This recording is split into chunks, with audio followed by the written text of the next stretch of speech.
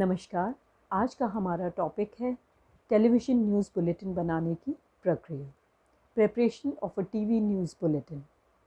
किसी भी television news channel के ऑर्गेनाइजेशनल स्ट्रक्चर को हम दो पार्ट्स में डिवाइड कर सकते हैं, इनपुट और आउटपुट। इनपुट विभाग इनपुट एडिटर देखते हैं और आउटपुट विभाग आउटपुट एडिटर की जिम्मेदारी रहता है।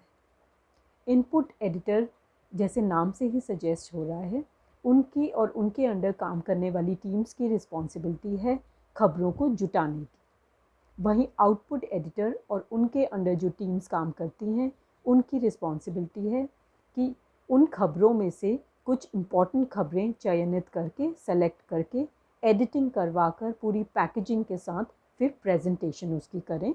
यानी एडिटिंग, पैकेजिंग और प्रेजेंटेशन करवाना आउटपुट एडिटर की और उनके अंडर काम करने वाली टीम्स की जिम्मेदारी रहती है। आज हम टेलीविज़न न्यूज़ बुलेटिन बनाने की प्रक्रिया में फर्स्ट स्टेप जो है, पहला स्टेज है, उसके बारे में बात करेंगे, यानी खबरें जुटाना।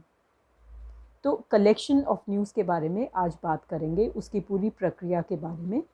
इनपुट एडिटर के अंडर जो टीम्स काम करती हैं वो हैं रिपोर्टिंग यूनिट और असाइनमेंट डेस्क, जिसको कोऑर्डिनेशन डेस्क भी कहा जाता है।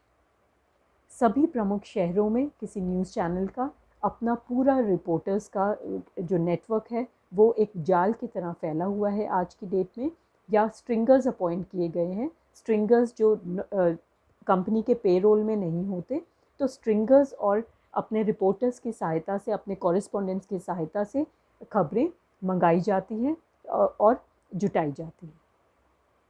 इसमें असाइनमेंट डेस्क भी अपना पूरा योगदान देते हैं। कौन से रिपोर्टर्स ने किस शहर में कौन से रिपोर्टर्स तैनात हैं, उनसे कोऑर्डिनेट करके खबरों को मंगवाना। अगर लाइव कवरेज होनी है तो ये देखना कि रिपोर्टर्स के पास जो लोकल रिपोर्टर्स हैं उनको ओबी वैन्स, जो आउटडोर ब्रॉडकास्ट वैन्स हैं, अवेलेबल हो गई हैं। कैमरा यूनिट की फैसिलिटी उनको अवेलेबल हो गई है। टाइम से रिपोर्टर और कैमरा यूनिट पूरी उस खबर को कवर करने पहुंच गई है या नहीं, और दूसरे शहरों में जो रिपोर्टर्स हैं उनके साथ पूरा कोऑर्डिनेट करके कौन कौन सी खबरें आज वहां से दी जानी हैं। जैसे फॉर एग्जांपल भोपाल में कोई रिपोर्टर है जहां बहुत बड़ी घटना कोई हुई है, या आज बहुत बड़ा वहां कार्यक्रम होने वाला है जिसकी लाइव कवरेज वो वहाँ उन्होंने करनी है, तो क्या उनके पास ओबी वैन अवेलेबल है जिससे वो लाइव कवरेज कर सकेंगे, या फिर वो खबर इतनी बड़ी नहीं है तो बाद में भी उसके विजुअल्स और स्टोरी भेजी जा सकती है। तो इस तरह से जो है वो अलग अलग रिपोर्टर से कोऑर्डिनेट करके खबरें मंगवाते हैं। आज खबरें मंगवाना थोड़ा आसान हो गया है क्योंकि टेक्नोलॉजी बहुत ज़्यादा विकसित हो गई है। अगर हम बहुत साल पहले की बात करें, जब इंडिया में टेलीविज़न न्यूज़ चैनल्स की अभी शुरुआत ही हुई थी, प्राइवेट न्यूज़ चैनल्स की, तब इतना ज़्यादा टेक्नोलॉजी एडवांस नहीं थी। तो जो रिकॉर्डिंग होती थी, जो फुटेज तैयार होती थी, जो रिपोर्टर्स दूसरे शहरों से रिपोर्टिंग करते थे, वो फुटेज को VHS टेप्स में रिकॉर्ड करते थे। तो VHS टेप्स को साथ में एक रॉ स्क्रिप्ट को VHS टेप्स के साथ जो कार्गो फ्लाइट है उससे कुरियर कर दिया जाता था, और हेडक्वार्टर में असाइनमेंट डेस्क में इसकी सूचना दे दी जाती थी कि हमने रॉ स्क्रिप्ट और साथ में फुटेज जो है VHS टेप्स के थ्रू इस कार्गो फ्लाइट नंबर इतने से भिजवा दी है, तो आप उसको इस टाइम पे लगभग वो पहुंचेगी, तो आप उसको पिक करवा लीजिएगा। और उसके साथ फैक्स मशीन हुआ करती थी जिसमें वो अपनी रॉ स्क्रिप्ट को और दूसरी डिटेल इन्फॉर्मेशन को फैक्स के थ्रू भेज देते थे। असाइनमेंट डेस्क उसको रिसीव कर लेता था। उसके बाद फिर ईमेल के, अब तो ईमेल के थ्रू भी स्क्रिप्ट दी जाने लगी है, और टेक्नोलॉजी इतनी विकसित हो गई है कि दूसरे जो शहरों में रिपोर्टर्स तैनात हैं वो तो लाइव कवरेज भी कर सकते हैं सैटेलाइट के थ्रू। तो leased line, internet, direct satellite के थ्रू कवरेज आसानी से विजुअल्स अवेलेबल किए जा सकते हैं, और रीजनल ब्यूरोज़ भी हैं उसके अलावा जो डायरेक्ट सर्वर में इंजेस्ट करा देती हैं, विजुअल्स फीड करा देती हैं। जो हेडक्वार्टर हैं, जैसे अधिकतर जो न्यूज़ चैनल्स हैं हिंदी इंग्लिश इंडिया में, वो नोएडा और NCR बेस्ड हैं बेसिकली।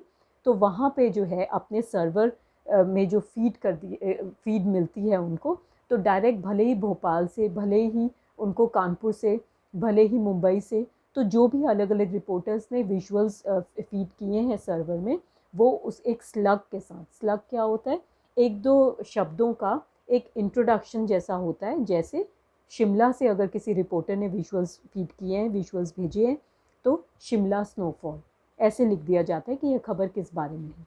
नैनीताल लॉकडाउन, इस तरह से स्लग से इंट्रोड्यूस हो जाता है, पता लग जाता है, परिचय हो जाता है कि ये बेसिकली खबर किस बारे में।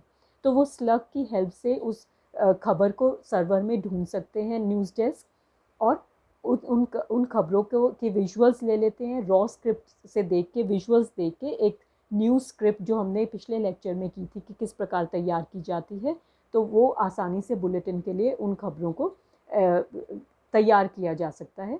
तो ऐसे खबरें जो हैं वो मंगाई जाती हैं। इस सब के अलावा असाइनमेंट डेस्क की एक और रिस्पॉन्सिबिलिटी ये होती है कि अगर कोई इम्पॉर्टेंट घटना है, उस पर और कोई इम्पॉर्टेंट डेवलपमेंट उस दिन हुई है, कोई कुछ फ्रेश अपडेट्स आए हैं, तो उस रिस्पेक्टिव रिपोर्टर से कोऑर्डिनेट करके उसको पूछ के कि कब वो उससे लाइव कवरेज करने के लिए, लाइव रिपोर्टिंग करने के लिए रेडी हैं, तो वहाँ पे वो प्रॉपर फैसिलिटीज़ इंश्योर कराना कि किस टाइम पे वो लाइव जाने को रेडी हैं। पूरे पीसीआर से, प्रोडक्शन कंट्रोल रूम से कोऑर्डिनेशन करके, जो बुलेटिन संभालती है बुलेटिन का चार्ज दिखाने का, तो उनसे पूरे कोऑर्डिनेशन में होते हैं कि कब डायरेक्ट लाइव कवरेज स्टार्ट करनी है, लाइव फोनो किया जाना है। तो जैसे हम कह सकते हैं कि हमारे बॉडी में जो ब्लड वेसल्स हैं, उनकी सहायता से जो ब्लड फ्लो है वो पूरी बॉडी में होता है, इतना ज़रूरी है ब्लड वेसल्स। असाइनमेंट डेस्क को भी हम एक तरह से कह सकते हैं कि किसी टेलीविज़न न्यूज़ चैनल के लिए असाइनमेंट डेस्क ब्लड वेसल्स की तरह ही काम करता है, जिसके थ्रू खबरें मंगाई जाती हैं और सभी रिपोर्टर्स के साथ संपर्क किया जाता है। असाइनमेंट डेस्क के जो इंचार्ज हैं, असाइनमेंट डेस्क टीम में जो काम करते हैं, वो सभी रिपोर्टिंग यूनिट्स के साथ, रिपोर्टर्स के साथ, इनपुट एडिटर के साथ, वहीं साथ में आउटपुट एडिटर के साथ, पीसीआर टीम के साथ, और उसी के साथ साथ न्यूज़ डेस्क टीम के साथ, और साथ ही साथ कैमरा यूनिट और ट्रांसपोर्ट यूनिट के साथ भी क्लोज कोऑर्डिनेशन में रहते हैं, ताकि वो ये देख सके कि खबरें अच्छे से टाइम से आ रही हैं, कौन सी खबरें नई मंगाई जानी हैं, कहाँ से मंगाई जानी है, किस समय मंगाई जानी है, और उसमें कितना विलम्ब होने के चांसेस होंगे। ये सब कुछ असाइनमेंट डेस्क देखते हैं। और इस सब के अलावा असाइनमेंट डेस्क की डे प्लान तैयार करने की भी रिस्पॉन्सिबिलिटी रहती है। बहुत जिम्मेदारी का काम है ये, इसीलिए जो सबसे सीनियर व्यक्ति होता है असाइनमेंट टीम में, वो डे प्लान तैयार करता है इनपुट एडिटर के साथ, पूरी कोऑर्डिनेशन में, उनके सुपरविजन में। एक दिन पहले से ही, जैसे आज के लिए अगर डे प्लान तैयार करना है, तो ऑलमोस्ट एक दिन पहले से ही उसकी तैयारियां शुरू हो जाती हैं। न्यूज़ एजेंसीज़ की जो फीड है, न्यूज़ एजेंसीज़ के सर्वर से जो फीड है सब्सक्राइब की हुई है, वो सेकंड्स के हिसाब से आती है, वहाँ से आसानी से पता लग जाता है। जैसे Congress legislative party to conduct its important meeting tomorrow, तो कल होने वाली जो सबसे इम्पॉर्टेंट जो घटनाक्रम है, उसके बारे में न्यूज़ एजेंसीज़ के थ्रू भी पता लग जाता है। तो डे प्लान में उन सभी जो कार्यक्रम कल होने वाले हैं, उनको लिख दिया जाता है कि ये कल होंगे और कौन कौन से रिपोर्टर्स अवेलेबल हैं इस न्यूज़ को कवर करने के लिए, किसकी बीट है, कांग्रेस की या बीजेपी की, वो पूरा रिपोर्टर से कोऑर्डिनेट कर लिया जाता है। उसके अलावा डे प्लान तैयार करने के लिए अलग अलग स्थानों से जो रिपोर्टर्स हैं, उनसे कोऑर्डिनेट किया जाता है। आपके पास कोई स्टोरी आइडियाज़ हैं, उनसे स्टोरी आइडियाज़ मंगाए जाते हैं, और अगले दिन मॉर्निंग में इनपुट एडिटर कन्वीन करते हैं उस मीटिंग को। कई बार अगर इनपुट एडिटर अवेलेबल नहीं हो, तो ये काम आउटपुट एडिटर करते हैं मीटिंग बुलाने का। सभी प्रमुख जो टीम्स हैं, उनसे कोई ना कोई रिप्रेजेंटेटिव उस मीटिंग को अटेंड करते हैं, और जो न्यूज़ कोऑर्डिनेटर है, जो अक्सर असाइनमेंट डेस्क में से होते हैं सबसे सीनियर व्यक्ति, वो अपने पूरे डे प्लान के साथ वहाँ मौजूद होते हैं। आज कौन सी बड़ी घटनाएं होने, जो कौन से बड़े कार्यक्रम होने वाले हैं, उसमें कौन कौन से रिपोर्टर्स रिपोर्टिंग के लिए अवेलेबल हैं, किस टाइम पे कौन सी खबर आने वाली है, जिसका पहले से पता हो। तो ये सारा का सारा डे प्लान डिस्कस होता है, ताकि चैनल जो 24/7 मीडियम है, वो सुबह ही पूरे दिन के लिए प्रिपेयर रहे कि ये खबरें भी आज हो सकती हैं, आ सकती हैं। ये कल जो खबर चली थी, आज उसमें ये लेटेस्ट अपडेट आ सकता है, जिसके लिए रिपोर्टर को पहले से तैयार करना ज़रूरी है। उसके अलावा जो स्टोरी आइडियाज़ अलग अलग रिपोर्टर्स के या जो स्पेशल प्रोग्राम्स प्रसारित करता है टेलीविज़न न्यूज़ चैनल में होते हैं प्रसारित, उसमें किसके स्टोरी आइडियाज़ अगर मीटिंग में अप्रूव हुए हैं या आज जो रिपोर्टर्स ने अलग अलग शहरों से कोई नए स्टोरी आइडियाज़ भेजे हैं तो वो अगर अप्रूव हुए हैं तो रिस्पेक्टिव रिपोर्टर्स को उसकी जानकारी देना भी असाइनमेंट डेस्क का काम होता है। तो इस तरह से जो न्यूज़ बुलेटिन बनाने से पहले ये जो खबरों के पूरे जुटाने की जो प्रक्रिया है, चाहे वो न्यूज़ एजेंसी से, कई बार ऐसा होता है न्यूज़ एजेंसीज़ में कोई इंपॉर्टेंट खबरें दिख जाती हैं तो वो न्यूज़ एजेंसीज़ की खबरों पे भी नज़र रखते हैं असाइनमेंट डेस्क या न्यूज़ डेस्क को बता देते हैं, उनमें से भी कोई टीम मेंबर न्यूज़ एजेंसीज़ की खबरों पे भी नज़र रखता है। तो इनपुट एडिटर और आउटपुट एडिटर पूरे क्लोज कोऑर्डिनेशन में काम करते हैं। जितना ज़्यादा अच्छा समन्वय कोऑर्डिनेशन इनपुट और आउटपुट एडिटर के बीच में होगा, उनकी टीम्स के बीच में होगा, उतनी ही अच्छी क्वालिटी और क्वांटिटी ऑफ न्यूज़ किसी न्यूज़ चैनल की होगी, अच्छे से वो न्यूज़ चैनल काम करेगा। बिकॉज़ टेलीविज़न न्यूज़ चैनल बहुत ज़्यादा डायनेमिक एटमॉस्फेयर होता है टेलीविज़न न्यूज़ चैनल का, बहुत ज़्यादा फ्लूइडिटी, बहुत ज़्यादा हम कह सकते हैं कि फ्लेक्सिबिलिटी होती है, डायनेमिज़्म होता है, पूरे दिन कुछ ना कुछ घटनाक्रम चेंज होता रहता है। ऐसे में टीम वर्क बहुत इम्पॉर्टेंट है।